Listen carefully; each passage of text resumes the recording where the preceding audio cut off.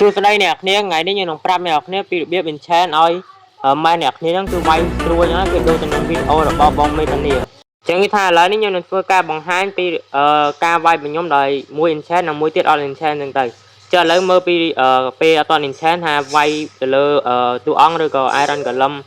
មកទៅតើវានឹងវាយទៅហោះឬក៏អត់ចឹងគេថាអ្នកនាងធ្វើការយកជាមួយនឹង anvil មួយមកហើយអ្នកនាងធ្វើការដាក់នឹងដីមួយមកដើម្បីដាក់ហើយអញ្ចឹងណាហើយបន្ទាប់មកអ្នកគ្នាទៅរក mesh មួយមកហើយនឹងវាញណយគឺអ្នកគ្នារកជាមួយនឹងខ្យល់ហើយខ្ញុំនិយាយខ្យល់វាញឆាក់អ្នកគ្នាយកមួយមក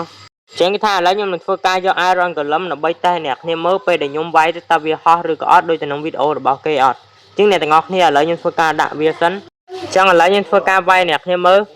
អ្នកគ្នាគាត់ដាក់ខ្យល់ហើយក៏មកដំលើវាមកឥឡូវនេះគឺថាអ្នកគ្នាឃើញហើយគឺដំទៅវាហោះទៅអ្នកគ្នានិយាយទៅគឺ NPC ឬក៏អីក៏ដោយអ្នកគ្នាវាយឬមនុស្សក៏ដោយ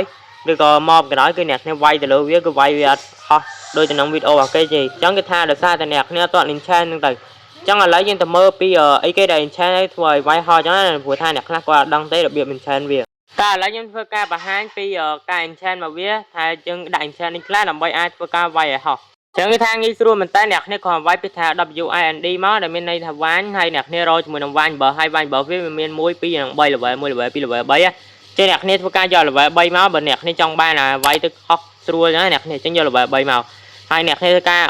ដាក់ enchant យកតែម្ដងចឹងមកយើងទៅខាងមុខមួយហើយនឹងសភៅរបស់យើងមកចឹងឥឡូវយើងទទួលបានជាមួយនឹងវាញបើសិនអ្នកនរគ្នាចឹងគឺថាអែមែនតើឥ